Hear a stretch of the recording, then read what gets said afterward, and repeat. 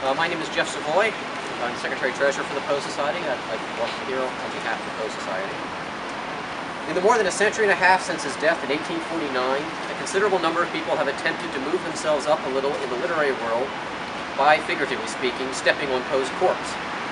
Chief among these today are perhaps E.L. Doctorow, who calls Poe, quote, our best bad writer, unquote, and Harold Bloom, who rather strangely wrote only a few years ago that the first principle in writing about Poe is never to discuss how badly he performed in both prose and verse.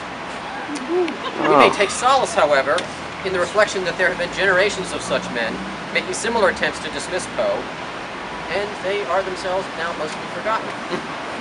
Indeed, if such people as Richard Henry Stoddard are remembered at all, it is typically only through their association with Poe, and generally only to Poe specialists. Poe, himself dead and unable to reply to their attacks, has managed to beat them all from beyond the grave.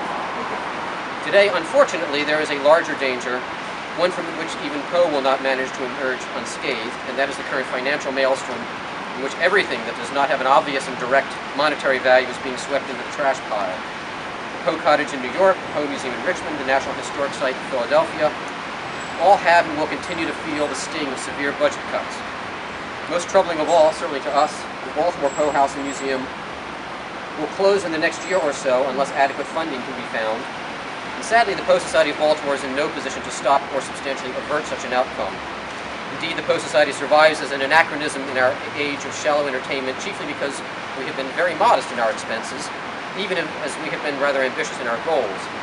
Our website now contains well over 4,000 pages devoted to Poe and his works, and is increasing steadily.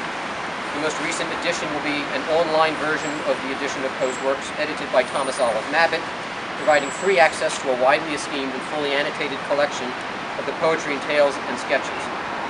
In so doing, we should find some comfort in knowing that Poe is already well established in the new electronic world, and even there his reputation and the greater monument of his writings is secure.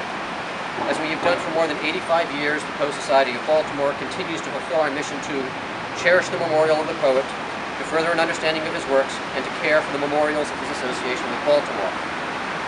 And so, as is our tradition, stretching back to the dedication of this monument in 1875, we are gathered here to place flowers on Poe's grave in remembrance of this unique American genius.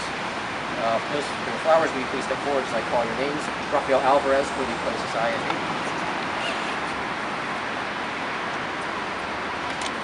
Kathy Brown for Stevenson University.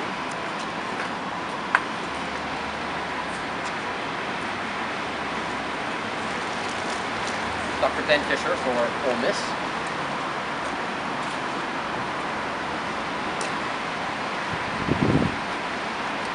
And for Hope Liverpool University, our speaker this year, Dr. Elaine Hartnell Nordstrom.